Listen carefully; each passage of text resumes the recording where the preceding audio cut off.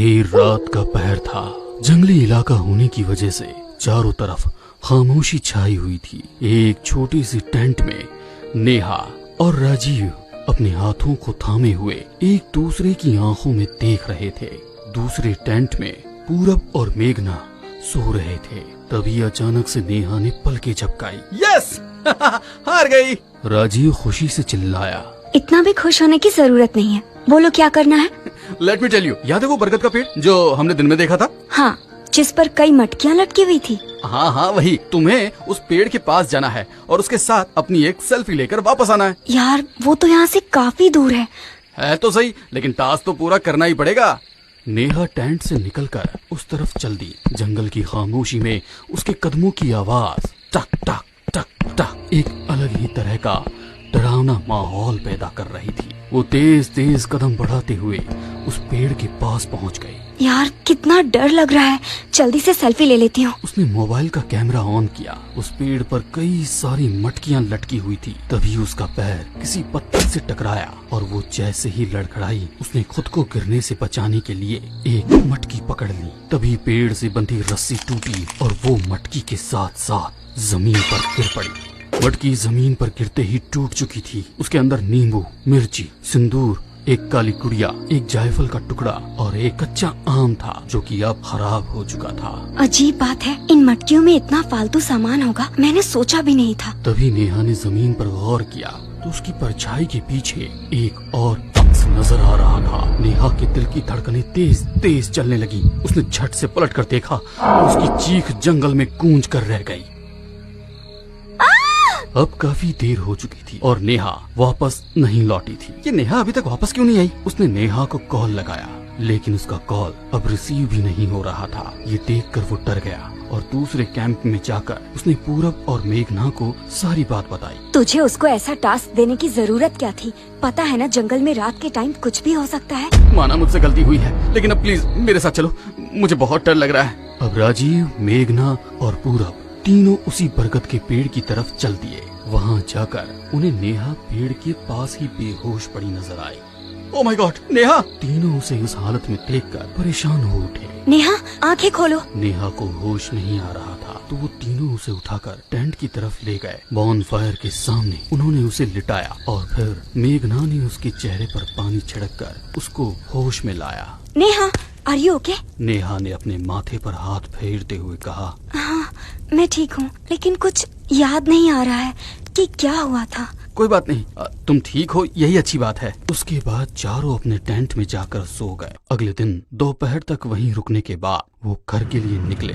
रात होते होते वो शहर पहुंच गए। मेघना ने राजीव और नेहा को उनकी सोसाइटी पर ड्रॉप कर दिया। नेहा अपने फ्लैट पर पहुंची तो राजीव भी उसके पीछे हो लिया। सॉरी नेहा, मेरे टास्क की वजह से तुम्हारे साथ क्या हो गया? मैं आज रात तुम्हें अकेला नहीं छोड़ने वाला। आज रात में तुम्हारे पास ही रुक जाता हूँ। ओहो, सिचुएशन का एडवांटेज ले रहे हो? बिल्कुल नहीं, मैं दूसरे रूम में रुकने वाला हूँ, ठीक है? ओके। दरवाजा खोलकर दोनों हॉल में पहुंचे ही थे कि अचानक लाइट चली गई। नेहा को अपनी गर्दन पर किसी की गर्म सांसें महसूस हुई और तभी उसने नेहा के गले पर किस किया और अचानक से लाइट आ गई। नेहा राजीव को गुस्सेल नजरों से देखने लगी। क्या हुआ? तुमने अंधेरे का फायदा उठाकर अभी मुझे किस किया ना? क्या बोल रही हो? मैं तो तब से यही खड़ा हूँ।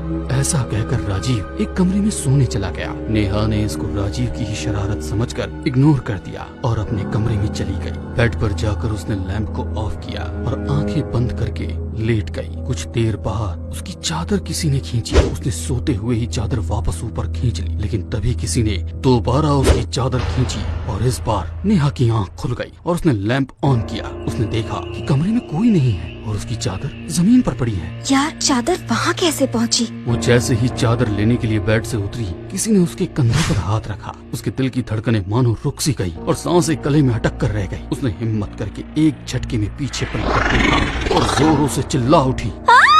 उसकी चीख सुनकर राजीव जाग उठा और उसने कमरे की तरफ भागना शुरू किया। नेहा बेड पर अपने घुटने में मुंह छिपाए बैठी थी।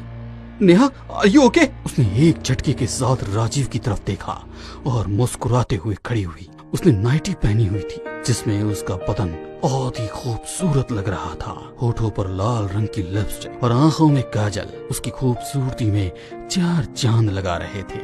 तुम चिल्ला क्यों रही थी? उसने मुस्कुराते हुए जवाब दिया। इडियट, इतनी सी बात नहीं समझते। ऐसा कहकर उसने झट से राजीव को गले लगा लिया और अपने हाथों को उसकी कमर पर फेरने लगी। राजीव ने अब महसूस किया कि वो अपने तेज नाखूनों से उसकी कमर को खरोंच रही है और उसकी कमर से खून निकलने लगा था।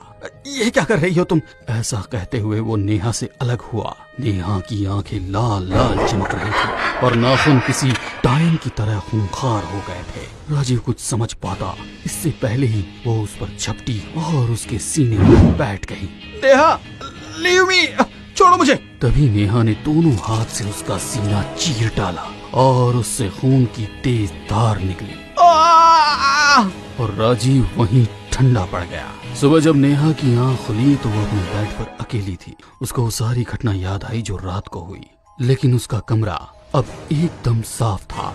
बेड पर भी खून का कोई नामो निशान नहीं था। यार, मेरे साथ क्या हो रहा है? वो सपना था या सच? तभी डोरबेल बजी और उसने जाकर मेन डोर खोला। सामने उसका बड़ा भाई रोहित खड़ा था। कैसी हो मेरी प्यारी बहना? अचानक से भैया को सामने देख वो खुशी से उसके गले लग गई। अरे लगता है इस बार कुछ ज्यादा ही मिस कर रही थी मुझे। हाँ भैया, मुझे आपकी बहुत याद आ रही थी। भैया से मिलकर नेहा की हिम्मत सी बढ़ चुकी थी, फिर भी उसने रोहित से कोई बात शेयर नहीं की।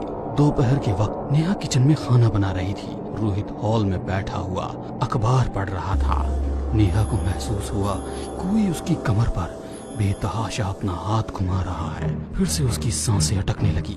उसने एक झटके से पीछे मुड़कर देखा तो किचन की लाइट्स बंद हो गई और ऐसा लगा कि किसी ने कसकर उसे गले लगा लिया है। उसने चीखना चाहा तो उसके मुंह से आवाज तक न निकली। तेज नाखूनों वाला हाथ उसकी जुल्फों से खेल रहा था। फिर उसके कानों में एक भयानक सी आवाज आई, तुम अब मेरी हो नेहा। उसकी चीख सुनकर रोहित जल्दी से किचन में पहुंचा। उसने देखा कि नेहा शेल्फ पर अपने हाथ को रखकर दूसरे हाथ में चाकू पकड़े हुए उस पर निशाना लगा रही है।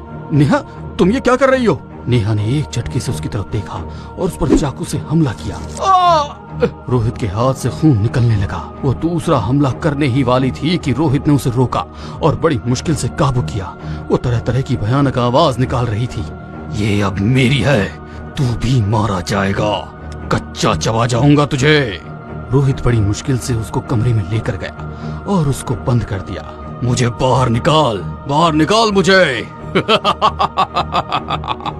तभी किचन से नेहा के मोबाइल के बजने की आवाज आने लगी। रोहित किचन में पहुंचा और कॉल रिसीव किया।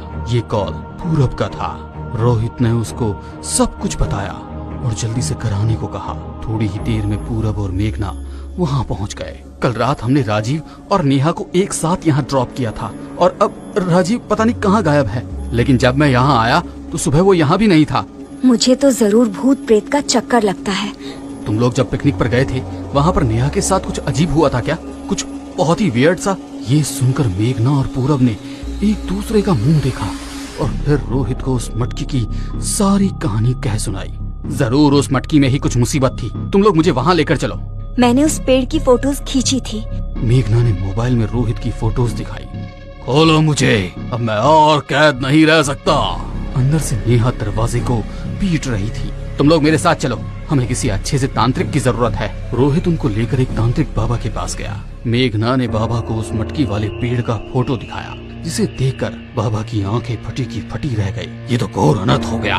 ये जो मटकियाँ तुम देख रहे हो, इनमें से हर मटकी में न जाने कितने सालों पुराने प्रेत कैद हैं। जब किसी पर प्रेत का साया होता है तो उस साये को उतार कर उस मटकी में कैद कर लिया जाता है। बरगद के पेड़ के आसपास उनकी शक्तियाँ कम हो जाती है, इसलिए इन मटकियों को बरगद के पेड़ के तने पर ही लटकाया जाता है। इसका मतलब है कि जो मटकी हमें वहाँ फूटी हुई दिखाई दी थी, उसके अंदर के प्रेत ने नेहा को पोजेस कर लिया है। हाँ, और हमें जल्द ही उसका उतारा भी करना पड़ेगा।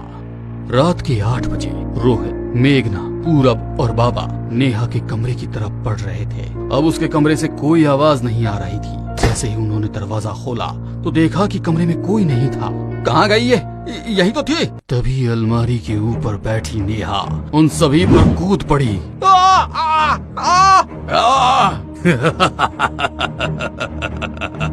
बाबा ने कुछ मंत्र पढ़ा और उस पर भस्म फेंकनी चाही, इससे पहले ही वो कमरे से बाहर भाग गई। पकड़ो उसे। सभी बाहर निकले तो उसकी सिर्फ आवाज सुनाई दे रही थी। रोहित ने गौर किया कि उसकी आवाज स्टोर रूम से आ रही थी। रोहित भागकर स्टोर रूम में गया तो वो रोहित पर झपट पड़ा। वो रोहित के मुंह पर, हाथों पर अपने तेज नाखूनों से पूरी तरह खरोच रही थी। जब पूरब ने उसे छुड़ाने की कोशिश की तो उसने पूरब का हाथ पकड़कर उसकी कलाई पर अपने दांत गड़ा दिए। सभी उसे छुड़ाने में लगे थे, लेकिन उसको कंट्रोल नहीं कर पा रहे थे। बाबा ने तभी उसके ऊपर मंत्र पढ़कर कोई भस्म फेंकी जिससे वो चिल्ला उठा। पूरब और रोहित ने मिलकर उसके हाथ और पैर बांध दिए। तांत्रिक बाबा ने उसके चारों ओर एक घेरा खींचा और उसमें एक मटकी रख दी। मैं तुझे हुक्म देता हूँ, चुपचाप इस मटकी में समा जा। नहीं जाऊंगा, मैं कहीं नहीं जाऊंगा। ये सुनकर बाबा ने उस पर फिर से भस्म फूंकी। जाता है कि नहीं? नहीं जाने वाला। तो ठीक है, अब मुझे 40 मंत्र पढ़ना ही होगा। बाबा ने आंखें बंद की और हनुमान चालीसा का पाठ करने लगे। ये सुनकर उससे अब रहा नहीं जा रहा था। उसने गहरे से बाहर आने की कोशिश की तो उसको बिजली का झटका सा लगा। बाबा फिर भी हनुमान चालीसा पढ़े जा रहे थे। वो अपने कानों पर हाथ रखकर चिल्ला रही थी, बंद कर इसे। चुप हो जा तांत्रिक, चुप हो जा, वरना तुझे खत्म कर दूंगा। बोलो सियापति रामचंद्र की जय। नेहा बहुत जोरों से चिल्लाई और उसके शरीर से आत्मा निकलकर उस मटकी के अंदर समा गई। बाबा ने उस पर काला कपड़ा ढककर उसका मुंह बंद कर दिया। अब ये कुछ ही देर में होश में आ जाएगी, इसका ध्यान रखना, और मैं इस मटकी को इसकी सही जगह पर पहुंचा देता हूँ। ऐसा कहकर बाबा वहाँ से चला गया। कुछ देर बाद जब नेहा होश में आई तो अपने भाई रोहित के गले लग गई। राजीव की याद में उसकी आंखों से आंसू निकल पड़े। कुछ ही दिनों में नेहा बिल्कुल पहले की तरह रहने लगी। पूरब और मेघना भी अब उस हादसे को भूल चुके थे और रोहित भी अपना बिजनेस संभालने दिल्ली जा चुका था। 2 महीने बाद एक लड़का और एक लड़की हाथ में कैमरा लिए हुए जंगल की फोटोज ले रहे थे। तभी लड़की की नजर उस बरगद के पेड़ पर पड़ी। अरविंद, वो देखो। अरे वाह, इतनी सारी मटकियाँ, लेकिन इनको बेचने वाला कहाँ है? मजाक छोड़ो और इसके साथ मेरी कुछ फोटोज क्लिक करो। ऐसा कहकर वो उस पेड़ के करीब गई। तभी उसका पैर फिसला और उसका हाथ लगने से एक मटकी फूट गई। उसके बाद मटकी में धुआं सा निकला और एक भयानक हंसी फिजा में